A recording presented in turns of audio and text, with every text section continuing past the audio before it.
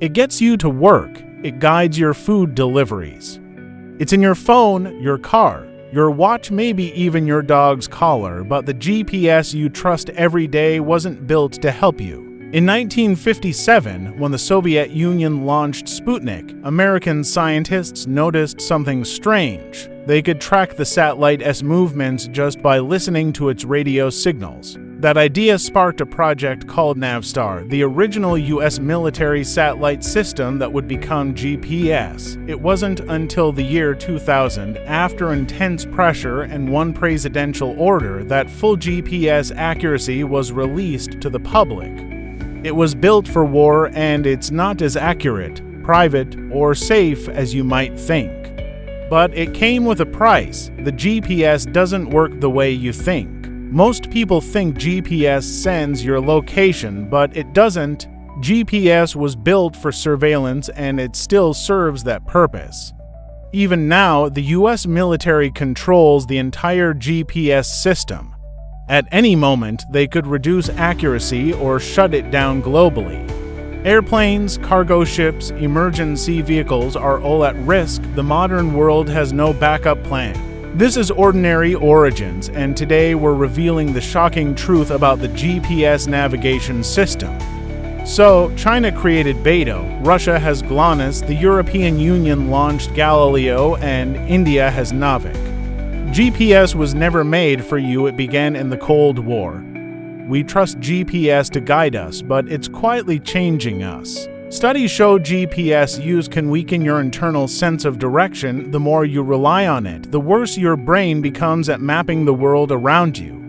The next time you tap that little blue dot on your phone, remember, you're using Cold War tech built by the military, operated from space, vulnerable to interference, and owned by a government that doesn't know you access. Governments and hackers can block GPS signals with simple jammers.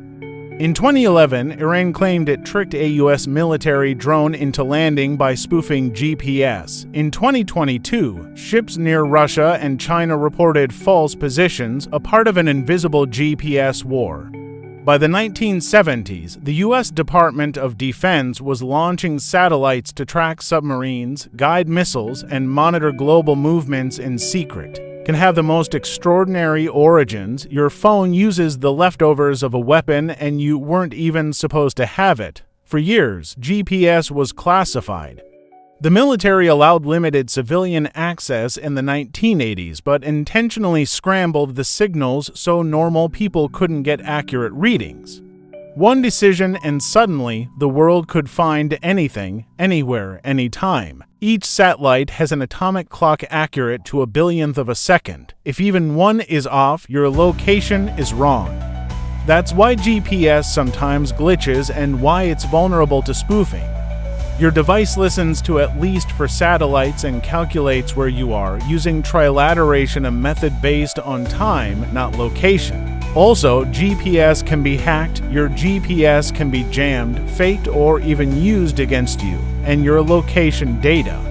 It's collected, sold, and tracked by apps, marketers, and sometimes by authorities. Other countries are building their own, and not everyone trusts GPS. The world is building competing satellites just in case GPS becomes a weapon again, because it was one before. In other words, every time you let your phone lead the way, you're trading instincts for convenience. And what happens when GPS goes down? GPS feels ordinary, but it's not. You're not just finding your way. You're being watched, tracked, logged, and maybe even redirected, because even the most ordinary tools can have the most extraordinary origins.